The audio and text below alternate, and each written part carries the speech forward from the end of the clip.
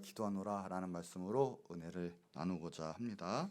우리 지난 시간에는 바울이 우리 빌립보 교인들에게 바울과 함께 은혜에 참여한 것을 생각하면서 정말 감사하며 간구하고 또 그리스도의 심장으로 빌립보 교회 성도들을 사모하고 사랑하는 그런 모습으로 우리 또 은혜를 나눴습니다. 바울의 심령 속에서는 늘 예수님의 은혜와 능력과 사랑이 충만하고 넘치는 걸 볼 수가 있습니다. 그리고 그 사랑은 넘쳐나서 우리 또 이웃이나 성도나 그 사랑이 흘러 넘치고 또 그 예수 그리스도의 심장을 느끼게 할 수 있는 또한 능력도 있는 바울인 걸 또 보았는데, 그런 능력과 사랑이 우리에게 있어야 되는 줄 믿습니다. 그래도 우리의 그 신앙적인 삶이 그것이 정말 올바른 삶이고 주님 기뻐하시는 또 삶인 걸 또한 믿으시기 바랍니다. 이 바울의 인격과 삶에는 그래서 늘 그리스도 예수님이 충만히 계셨고 또 주님이 주신 사역 그 일에 그 모든 생명마저도 걸 수 있는 바울이었죠.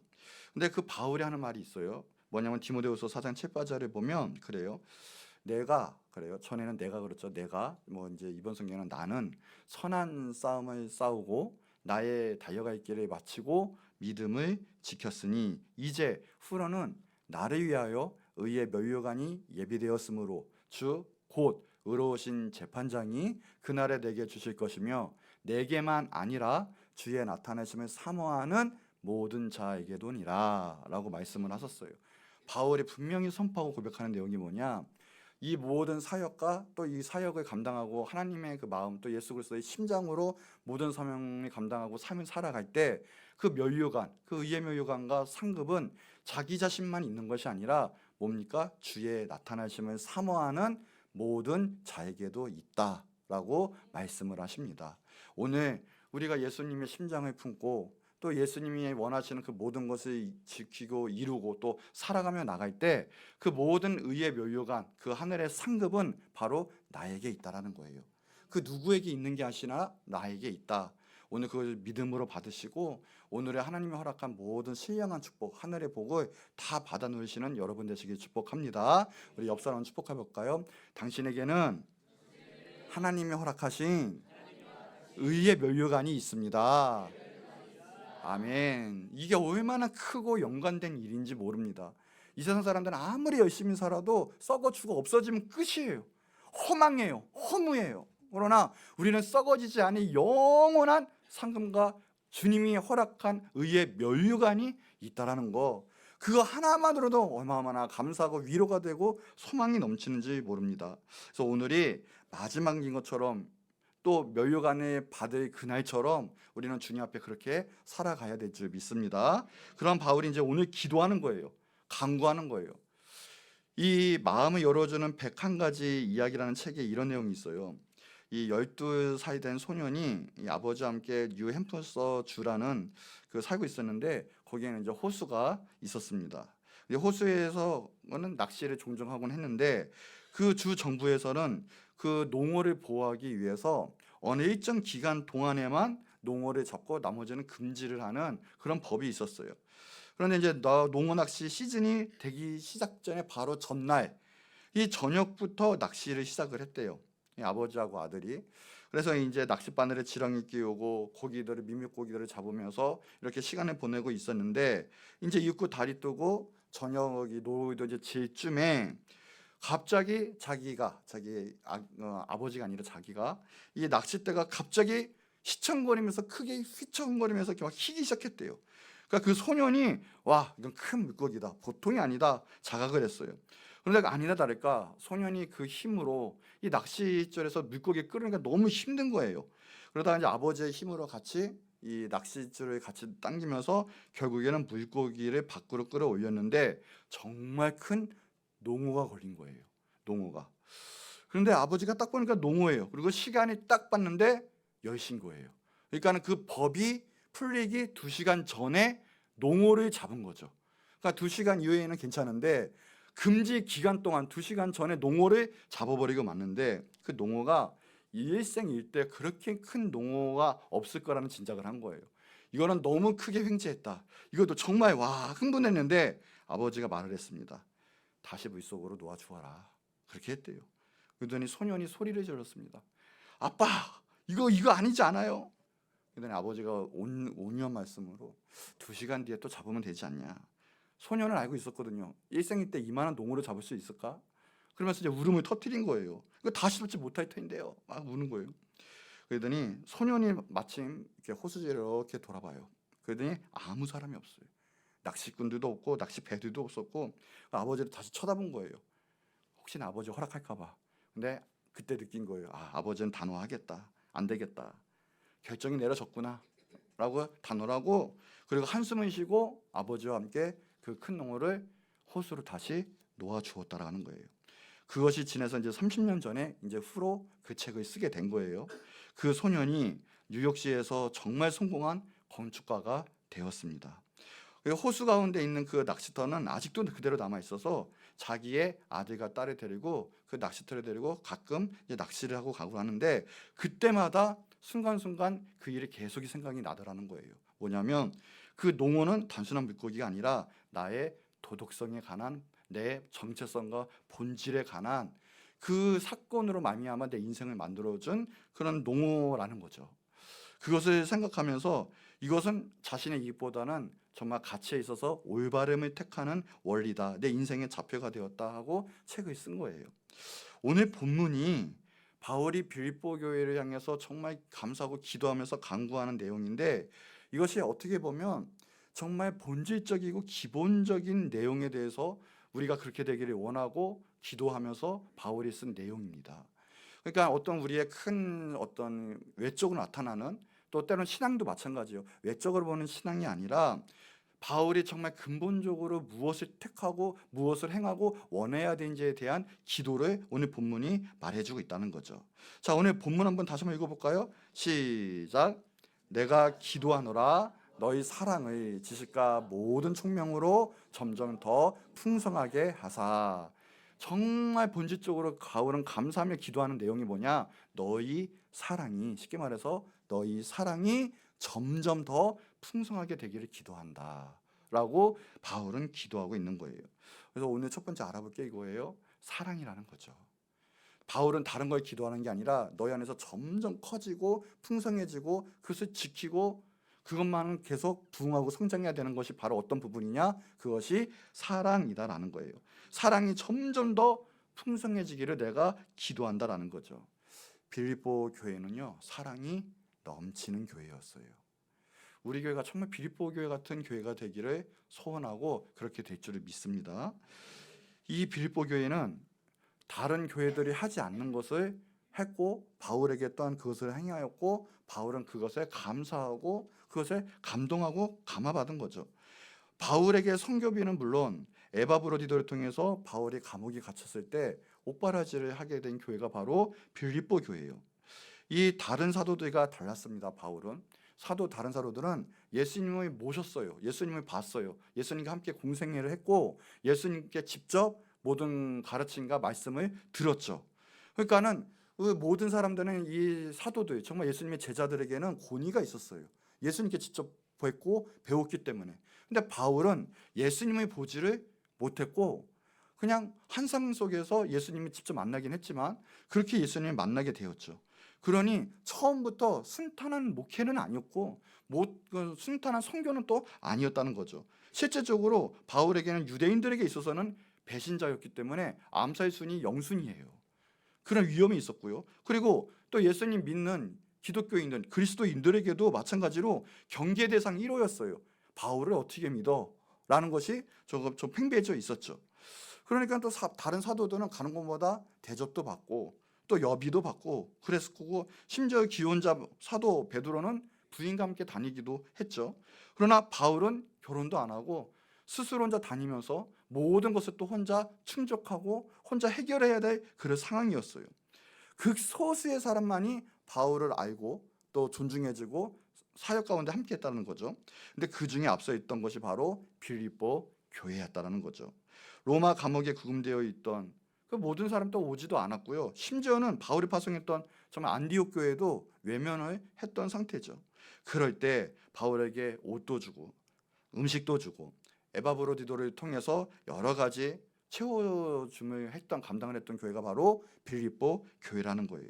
그런 의미에서 사도 바울은요, 이 빌립보 교회가 정말 예수 그리스도의 사랑, 내가 예수님을 사랑하는 것처럼 그 교회가 예수님의 심장 품는 그런 사랑이 같이 은혜에 참여한 그런 사랑으로 나가고 있다는 것을 확신을 하고요. 그 사랑이 앞으로도 점점 더 풍성해지고 강력해지기를 기도했다라는 거예요. 이 주마가편이란 말이 있죠. 달리는 말에 채찍질한다라는 말이죠. 바울은 그런 마음으로 통독 기도하는데 이 사랑에 대해서 강력한 사랑의 역사를 위해서 기도를 했어요. 우리가 오늘 한 가지 기도해야 될 것은 우리 안에 뜨거운 사랑이 넘쳐나야 돼요. 첫째로는 예수님에 대한 강력한 뜨거운 심장을 품은 사랑이 있어야 되겠고, 그 사랑이 흘러넘쳐서 우리 이웃과 옆 사람에게도, 그리고 내가 맡은 영혼을 맡은 모든에게도 예수 그리스도의 사랑이 넘쳐나는 그런 사랑의 역사들이 있을 때 세상은 진동하고 변화되고 하나님의 나라가 건설되고 확장되는 역사가 일어나게 될 거예요. 오늘 사랑의 역사가 있기 바랍니다. 이 사랑, 우리가 그래요. 이 사랑은 감정의 역사, 감정체의 결정체다라는 것이 사랑이다라고 하는데, 우리가 한 가지 알아야 될 게 있습니다. 사랑은 감정의 그 이상이고 또 그 이상의 것을 해내야지 진정한 사랑을 왕성할 수도 있고 사랑을 전달할 수도 있어요. 이 감정, 이 과학적으로 보면요, 이 사랑의 감정은 900일이래요. 900일. 900일은 3년치 안 되죠. 2년 4, 5개월 정도 되는 기간이래요. 그 시간이 지나면 이 사랑의 감정이 식는다라는 거예요. 식는다는 거. 가만히 생각해보면, 그래서 군대 저는 2년 5개월 했거든요. 군 생활을. 이 군대 생활 딱 가보면 많은 사람 연인들이 식어요. 가만히 보면. 요새는 또 남자들이 많이 찬대요. 그게 남자고 여자고 보니까 가만히 보니까 시간이, 이 사랑의 시간이 식는 시간이에요. 눈에서 멀어지고 뭐 하다 보면 처음에는 그렇게 사랑한다 막 하지만 결국에는 식는 시간이 그 정도 된다라는 거예요. 이 결혼한 지 10년, 20년, 30년 됐는데도요, 내가 나는 정말 우리 아내 없으면 못 살아 하면서 그냥 직장 출근하다가 때려치고 난 안 갈래, 난 당신만 있을래, 아내도 가지 마고 막 붙잡고 있으면 그게 막 10년, 20년 계속 이러면요, 심장에 무리가 가요. 살 수도 없어요. 제정신이 아닌 거죠. 그거는 병원에 가요. 호르몬에 이상이 생긴 거예요. 그거는 이게 말이 안 되는 거예요. 만약에 난 당신만 보고 있으래 그래도 어떻게 해요? 안 돼, 돈 벌어 와. 그게 정상이에요. 미쳤어, 돈 벌어 와. 그게 정상이지. 이게 갑자기 10년, 20년이고 계속 붙잡고 사랑한다? 이건 뭔가 지금 호르몬에 문제가 생긴 거예요. 사람은 그냥 그럴 수가 없다라는 거예요. 이 과학적으로도. 그런데 사랑은 감정이 다가 아니에요. 나 이거 영화들 보면 미아가 되잖아요. 막 어떤 사람들 보면 모든 거 때려치고, 그게 처음에는 가능하죠. 처음이야. 그러나 그게 사랑이 다가 아니라는 거예요. 자, 사랑에는 감정적인 요소보다 더 나아가서 뭐냐? 우리가 행해야 될, 마음 잡고 지켜야 할 의지적인 요소가 반드시 있고, 그것이 더 넘쳐나서 사랑은 의지적이다라는 걸 꼭 알아서야 돼요. 자, 고린도전서 13장이 우리가 알다시피 사랑장이에요. 보세요. 사랑장인데 13장 4절 7절 한번 볼게요. 사랑은 오래 참고, 사랑은 온유하고, 시기하지 아니하고, 사랑은 자랑하지 아니하고, 교만하지 아니하고, 무례행하지 아니하고, 자기의 유익 구하지 아니하며, 성내지 아니하며, 악한 것을 생각하지 아니하며, 불의를 기뻐하지 아니하며, 진리와 함께 기뻐하고, 모든 것을 참으며, 모든 것을 믿으며, 모든 것을 바라며, 모든 것을 견디느니라. 보세요. 다 의지적인 부분이에요. 감정적인 부분이 없어요. 생각해 보면. 나는 이때만큼은 불같은 정열과 사랑이 일어나가지고 그것만을 몰두할 것이다 라는 부분이 아니라, 보세요. 첫부터 사랑은 뭐예요? 오래 참고, 처음 특성부터 오래 참는 거예요. 우리가 결혼해서도 그렇고 사랑하는 사람 있는데 어느 순간 사랑이 식을 때, 내가 이제 감정이 식었다고 이제 사랑이 끝나서 우리 관계 끝이야, 그러면 안 된다는, 그건 진짜 사랑도 솔직히 아니었다라는 거예요. 아무리 얼굴만 봐도 막 쌍욕이 나오고 싶을 때도 뭐예요? 참는다. 이게 사랑이라는 거니까. 이게 나 모든 것을 참으며, 모든 것을 나 믿지 못하겠는데 근데 어떻게 해? 그래도 믿어라. 모든 것을 믿으며 모든 것을 견뎌내는 거예요. 마지막 7절에도 보세요. 사랑은 모든 것을 참으며, 그렇죠? 모든 것을 믿으며 모든 것을 바라며, 마지막이 뭡니까? 모든 것을 견뎌내느니라. 이 원수 같은 것 어떻게 해라? 견뎌내라. 이게 사랑이라는 거예요. 이게 사랑. 그러니까 사랑은 감정적인 게 아니라 내가 의지적인 부분, 내가 정말 그것을 지켜내야 할 부분이 사랑이라는 거죠. 아기가 태어나는 순간부터 걷는 경우는 없습니다. 아기가 태어나서 걷는 데는 정말 오랜 시간이 걸리고 1년 남짓 걸리죠. 근데 아기가 태어나자마자 걷기를 원하고 그것을 강요하는 부모님은 아마 정신이 이상한 그렇죠? 부모님이거나 아기가 개물일 거예요. 그렇죠? 마찬가지예요. 왜 아기한테 내 자녀한테 기다려주느냐? 사랑하기 때문에 기다려주는 거예요. 사랑은 견뎌내고 오래 참는 거예요. 믿어주는 거예요. 감정적인 요소만 있는 게 아니에요. 나 오늘 그 사람 너무 사랑하게 됐어. 이게 끝이 아니라는 거예요. 부모가 자녀를 기다려주는 것이 진정한 사랑인 것처럼 이 부부도 같이 사랑한다는 것은 무엇입니까? 인생과 인생이 만나서 이 한 인생길을 걷는 거, 하나님이 그래서 그들의 모든 인생을 축복하고 그들의 길을 만들어 주는 걸 믿고 견뎌내주고 의지하는 것, 그것이 결국 사랑이라는 거고, 근데 완성될 것을 못 믿고 미숙하게 되면 결국은 완전한 사랑이 아니기 때문에 그것도 깨지게 되어 있어요. 사랑은 의지적인 부분이라는 거예요. 그렇기 때문에 이 바울도 기도에는 그게 있을 거예요. 그냥 단순히 예수님한테 첫사랑 그것만 말하는 게 아니라 이제는 앞으로도 이루어야 돼가 정말 예수님을 향해서 사랑을 끝까지 지켜야 할 부분, 즉 핍박이 와도 어려운 부분이 와도 정말 내가 예수님을 사랑했다면 끝까지 내 마음과 심지어 내 생명을 다해서 예수님을 사랑하고 교회를 지키고 나가는 부분, 바울은 그것 또한 선포한다는 거죠. 또한 사울은 무엇이냐? 사울은 무엇을 강조했느냐? 사랑은 온유하고 친절하다고 했잖아요. 예의를 다하는 거예요. 가까이 있으면, 사랑하는 사람은 가까이 있어요. 그러면 장점만 보이는 게 아니라 단점도 보이게 되어 있어요. 그럴 때 뭐예요? 예의를 다하는 거예요. 아무리 친한해서 뭐 사랑한다 해서 결혼을 해도 부부가 예의를 다하지 않고 서로 인격을 깎아먹고 난다면 이것은 격식만 취한다는 내용이 아니에요. 정말 그 사람의 속사람, 그 사람의 인격을 존중해주고 사랑해주고 또 나가지 않으면 그것은 진정한 사랑으로 또 영원히 또한 그 포맷에 있을 수가 없어요. 언젠간 깨지게 되어 있다는 거죠.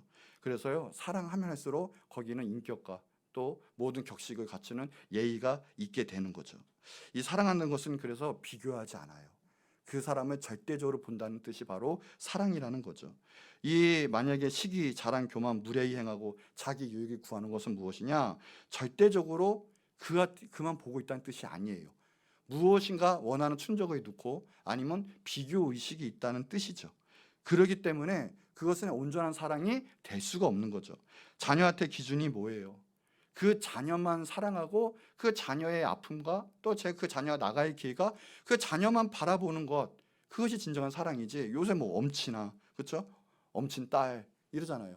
그럼 벌써 비교의식이 들어간 거예요. 누구보다 어떻다고, 누구보다는 뭐하고 이런 거 비교할 때 그때는 자녀들도 상처받을 수도 있는 거죠. 그러니까 진정한 사랑은 비교의식이 아니라 그 정말 그 어떤 한 사람을 통해서 자녀면 자녀, 사랑하는 사람 사랑하는 사람, 그 사람만을 바라보고 그 사람을 위해서 필요한 충족과 채워주고 원하는 것까지 동행해주고 하는 것이 결국은 진정한 사랑이다라는 거죠. 바울도 그거에 포함되어 있을 거예요. 하나님의 사랑이 임할 때 어떤 거에 비교의식하는 게 아니라 오직 그 사람, 그 공동체, 하나님 원하시는 그 계획, 그 모든 것 가운데 이루어지기를 기도하고 그 사랑의 역사가 충만하기를 기도했을 것입니다. 이것은 바로 사랑, 그러니까 의지의 선물이라는 거예요.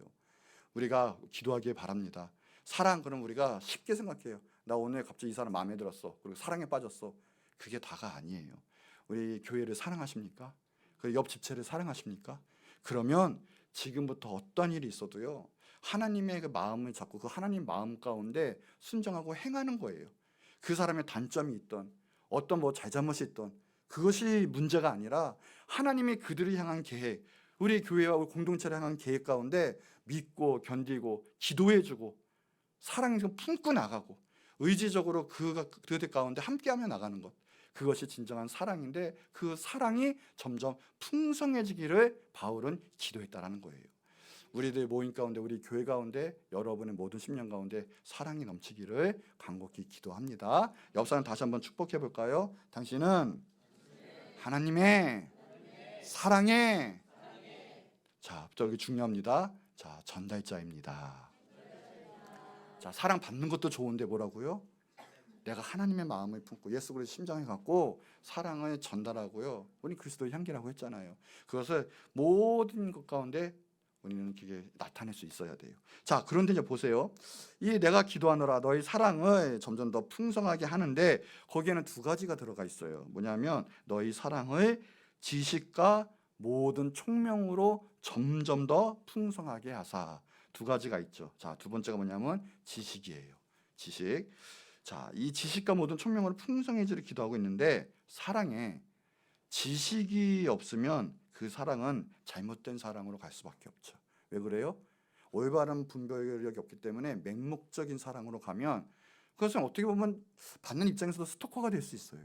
내가 원치 아니하는 사랑인데 맹목적으로 내 기준에서 잘못된 사랑을 한다면, 지식이 잘못돼서 그런다면 그것은 어떻게 보면 진짜 사랑이 아니라는 거죠. 그러니까 거기에는 지식이 들어가 있어야 돼요.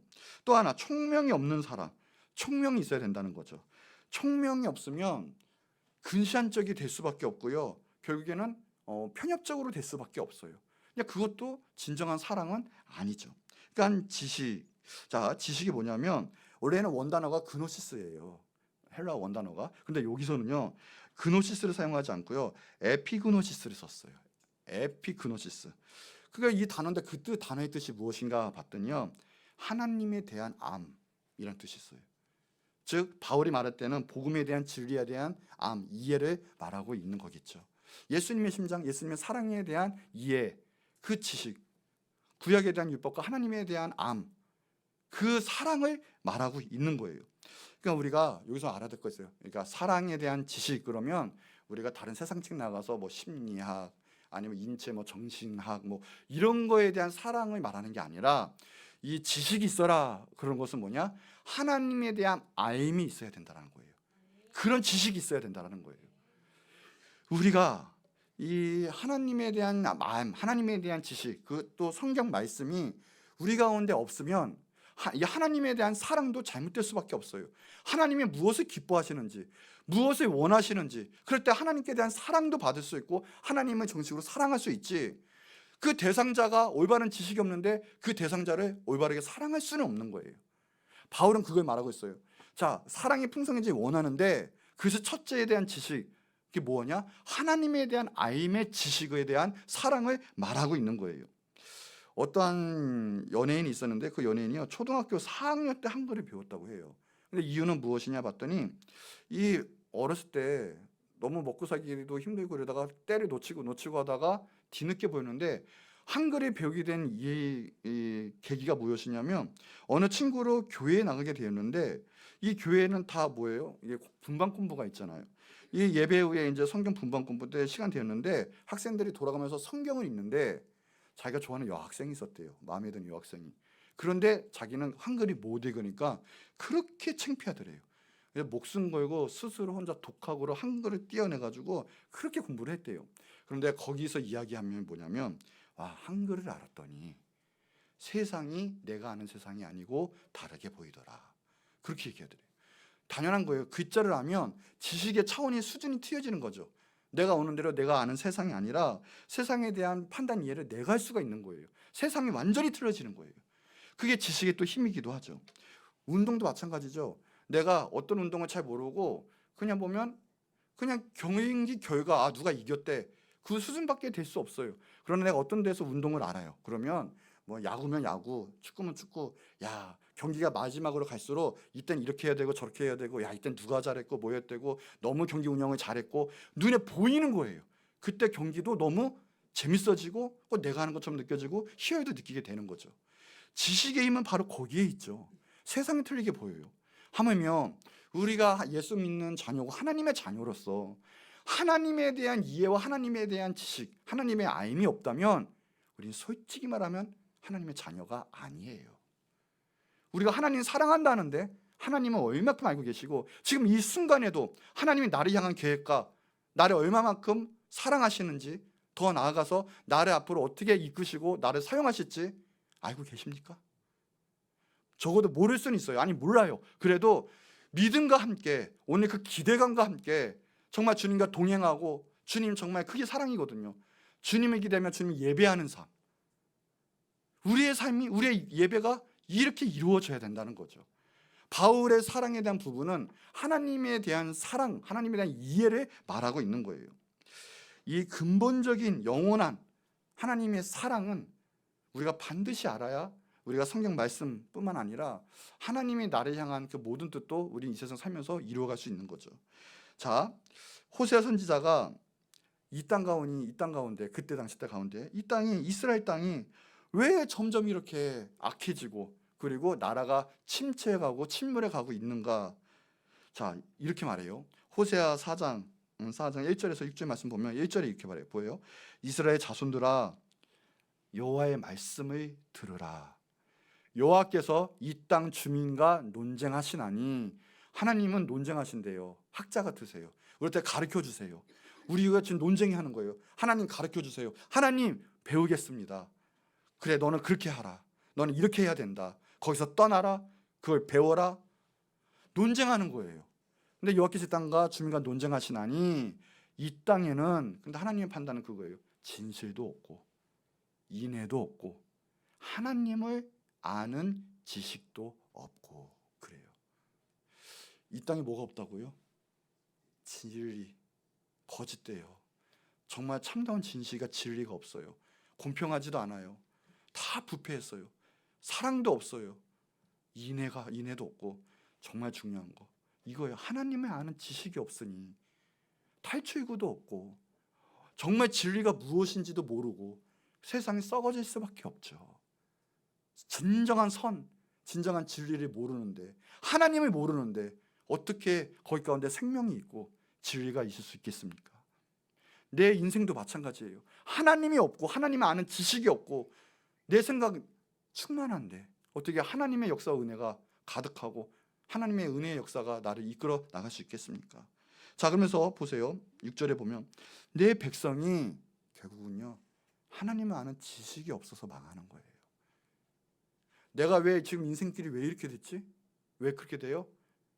하나님이 가르쳐주신 말씀의 순종과 결국 하나님이 가르쳐주신 나의 하나님이 가르쳐주신 지식이 없어서 망하는 거예요. 나 인생 어떻게 살아가야 되지? 막 살아가야 되나? 그냥 지금 내 있는 능력과 지금 이렇게 살면 되겠지? 거기서 인생의 패망이 갈리는 거예요. 그럴 때 물어봐야 돼요. 하나님께. 하나님, 내가 내 인생 어떻게 살아가야 합니까? 하나님의 계획과 뜻은 무엇입니까? 하나님, 나를 붙잡아 주세요. 근데 그것이 없어요.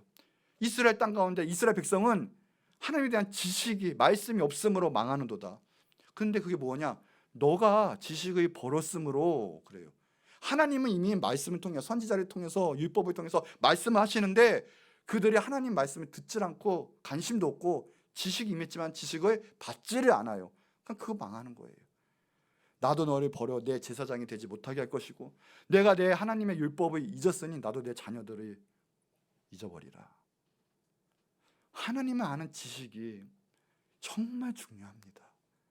여러분, 오늘 하나님 알 때, 하나님이 이러신 분이구나, 하나님 나에게 이렇게 역사하시는구나, 그럼 내 인생 성공합니다. 하나님 날 들어 사용하십니다. 그저 세상 사람들 같이 똑같이 일하고 똑같이 살다가 가는 존재가 아니라는 거예요. 자, 그러면서 이 호세아 선지자는 하나님의 심정을 이렇게 외치죠. 6장 6절이에요. 나는 인애를 원하고 제사를 원하지 아니하며 번제보다 하나님을 아는 것을 원하노라. 뭐예요? 하나님 예배를 정말 중요시 여겨서서 성막을 통해서 역사하시고요, 교회를 자기의 핏값을 써서 교회를 만드신 분이세요. 예배를 통해서만 하나님 만날 수 있어요. 그렇게 중요한 예배, 이게 제사는 지금의 예배거든요. 그런 예배, 이런 옛날 말하면 그런 구약에 말하면 제사, 이 번제, 그런데 그 제사와 번제보다요 먼저 하나님을 아는 것을 원하노라. 오늘도 마찬가지예요. 예배 때 단순한 그냥 매너리즘에 빠져가지고 오늘 이제 11시에 예배 들었으니 나 기독교인이야, 아멘, 하나님 땡큐, 그리고 나머지는 내 인생의 뜻대로 하나님이 나에게 오늘 어떤 터치가 임했는지, 앞으로 어떻게 이끌고 나가실지 아무 기대감과 성령의 역사와 성령의 터치가 없는데, 하나님 만나지 못했는데 단순히 내가 알고 있는 지식 안에서 오늘 예배 드렸으니까. 근데 하나님은 그런 예배를 원치 않으시고요, 오늘도요 하나님을 알아가는 거예요.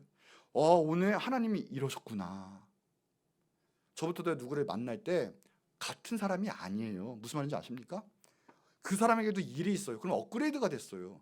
이 사람이 이렇게 진행이 됐네, 이 사람은 이런 일이 있었네. 만날 때 뭐예요? 그 사람에 대한 지식에 대한 삶에 대한 업그레이드가 돼요. 하나님도 마찬가지예요. 우리가 하나님 만날 때요, 하나님은 똑같으신 분이 아니에요. 나를 향한 계획이, 나는 틀린 존재이기 때문에 내가 어제 내와 오늘의 내가 틀린 것처럼, 내 인생이 바뀐 것처럼, 전진하는 것처럼 하나님도 나에 대한 인생에 대한 계획이 전진적으로 나가세요. 아, 오늘 어제는 이거 했구나, 잘했다, 상급으로 갚아주리라. 오늘은 내가 이 상급으로 갚아줄 테니 너는 이것을 행하라. 내 인생도 업그레이드가 되는 거예요. 근데 그러지 못하고 내 심장은 10년, 20년, 5년 그 전에 믿음과 그 전에 신앙생활로 그대로 갖고 가려고 해요. 하나님 답답히 여기시죠. 근데 만약에 내 자녀가, 내 옆에 있는 내 자녀의 친구는 막 쑥쑥 성장해요. 공부도 잘하고요, 표창도 받고요, 좋은 중학교, 좋은 막 고등학교, 좋은 대학교 막 승승장구해요. 근데 내 자식은요, 인생의 변화가 없이 다 같이 가요. 집에만 있고 막 아무것도 못하고. 얼마나 답답해요. 얼마나 그러겠어요. 전진하는 거예요. 마찬가지로 오늘의 하나님은 나에게 다른 계획을 갖고 계신다니까요. 오늘도 하나님 만나야 돼요. 오늘도 하나님 만나서 내 인생은 이랬구나, 때로는 내 지나간 과거 후회하면 회개하고 돌이키고 앞으로 하나님의 기쁨이 되기 위해서 전진하고, 하나님은 그래서 날마다 매 순간 만나야 돼요. 날마다 새로운 것을 주시고요, 회복을 주시고요, 좋은 것을 주시는 하나님이신 거예요. 그러니까 오늘 예배도요, 뭐냐, 단순한 나의 고집적인 예배가 아니라 오늘도 정말 하나님을 사랑하는, 하나님에 대한 지식을 알아가고 하나님에 대한 나의 계획도 알아가는 그런 하나님을 만나는 진정한 예배, 그것을 원한다라고 이야기했습니다. 이것이 정말 바른 신앙이라는 거예요. 요한복음 17장 3절에도 보세요. 이거예요. 영생은 무엇이냐? 유일하신 참 하나님과 그가 보내신 자 예수 그리스도를 아는 것이다. 신약에서는 더 나아가서요, 우리가 구원받는 거, 우리가 영생 얻는 건 뭐예요? 하나님 아는 거예요. 예수님 아는 거예요. 이게 구원이다라고 이야기해요. 이게 영생이라는 거예요. 그래서 정말 하나님의 자녀, 구원받은 자는 날마다 하나님을 간구해요. 부족해요. 사모해요. 날마다 끌어올려요. 왜요? 하나님의 사랑 가운데 거하고 싶어서. 아니, 거하고 있는 사람의 또 특징이기도 해요. 영생이 뭐라고요? 단순해요. 유일하신 참 하나님을 아는 것. 하나님 보내신 예수 그리스도를 아는 것. 여기서 아는 것은 뭐냐? 야다예요. 야다는 뭐냐? 체험적으로 정말 나를 품고 만난다는 뜻이 있어요. 체험적인 거예요. 체험적인 거. 어떤 운동선수, 어떤 정치인, 아, 난 알아. 그렇지만 그 아는 게 아니죠. 왜요? 그 사람 한 번도 못 만난 걸요. 그냥 아는 건 아니에요. 그러나 지금 옆에 있는 사람 보세요. 어때요? 아, 최근에도 이런 일이 있었지. 아, 딱 봤는데 지금 근심이 가득하구나. 내가 기도해 줄게. 너는 왜 이렇게 바이고 항상 내가 본받아야 되겠어. 훌륭하십니다. 이게 뭐예요? 이게 아는 거예요. 하나님을 아는 건 뭐냐? 그래요. 성경 말씀을 통해서 지식적으로 신학 공부 10년, 20년에서 알 수도 있어요. 그러나 그 아는 것은 차원이 틀린 나름이에요. 그래도 하나님 모를 수도 있어요. 내가 하나님 만나지 않으면. 근데 안다는 것은 하나님을 직접 만나는 거예요. 하나님은 살아 계십니다. 지금도 여러분 가운데 함께 하시고요, 역사하고 계신 분이세요. 그 하나님을 오늘 만나는 거예요.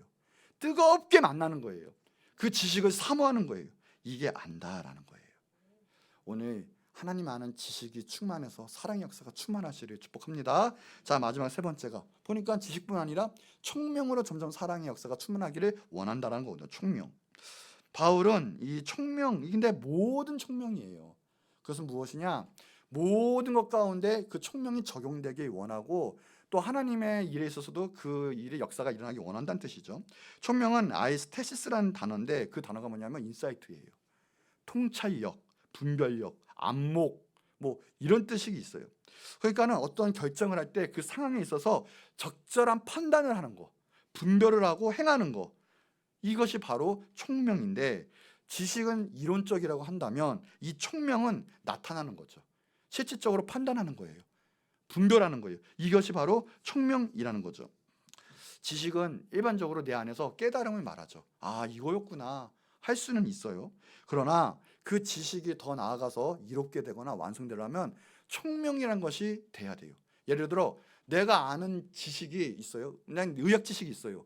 외과 의사가 됐어요. 수술을 잘해요. 그런데 내 마음 가운데 이 내 가진 그 능력으로 좋게 사람을 살리는 데 써야지 하면 그 칼이 정말 생명의 칼이 되죠.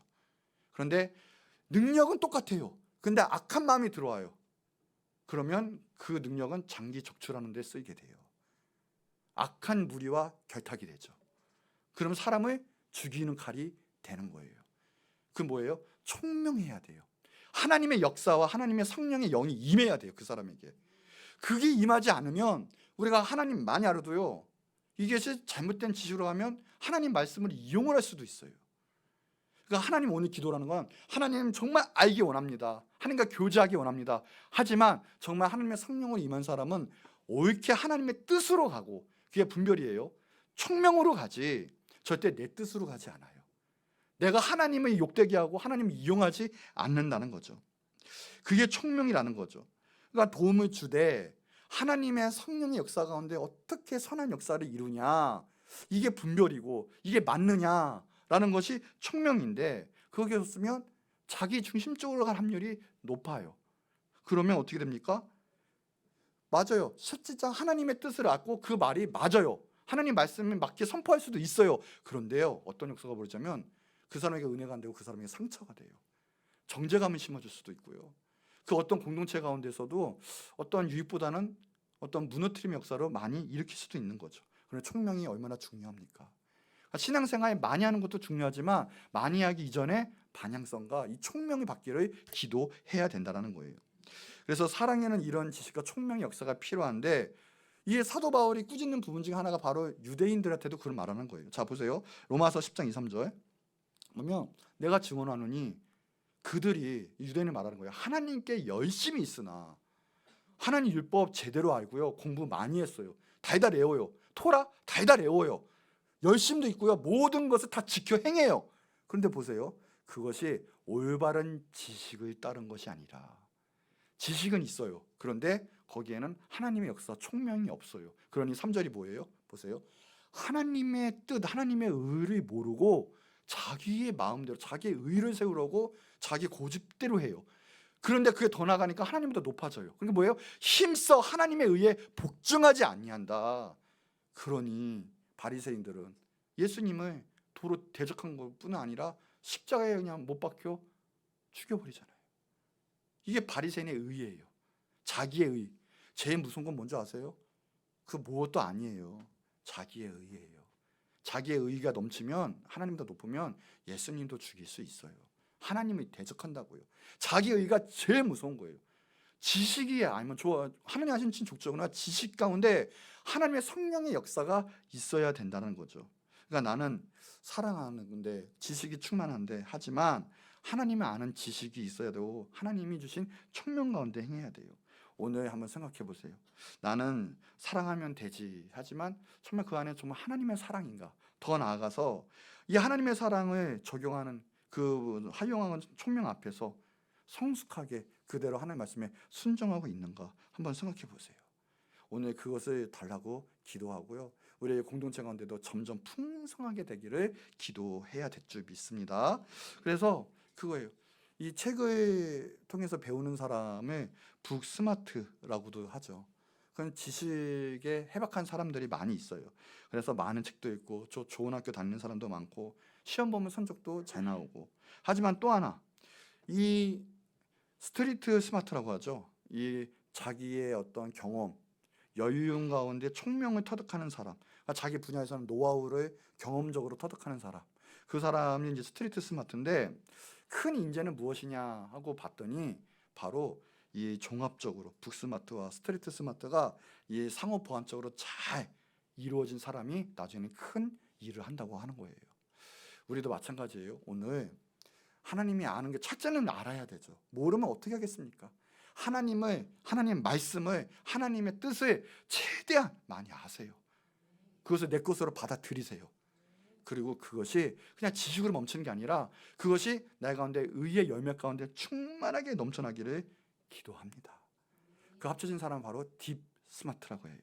점점 풍성해지고요, 점점 깊이 있어지는, 그게 바로 딥 스마트. 그 사람에게는 고도한 안에 내재적인 힘이 있대요. 더 하나, 단순한 기술이 넘어서요, 전체를 볼 수 있는 힘이 있는 사람이라고 합니다. 그러니까 우리 가운데 지식이 있고 그 가운데 하나님 주신 분별을 잘해서 그것을 하면 우리는 리더가 될 거예요. 하나님의 나라를 확장시키는 예수 그리스도의 사람이 될 거예요. 딥스마트처럼 깊은 영성을 가지고 날마다 승리하시는 여러분 되기를 축복합니다. 자, 결론입니다. 이 사도 바울은 지금 기도하고 있는 거예요. 내가 기도하노라.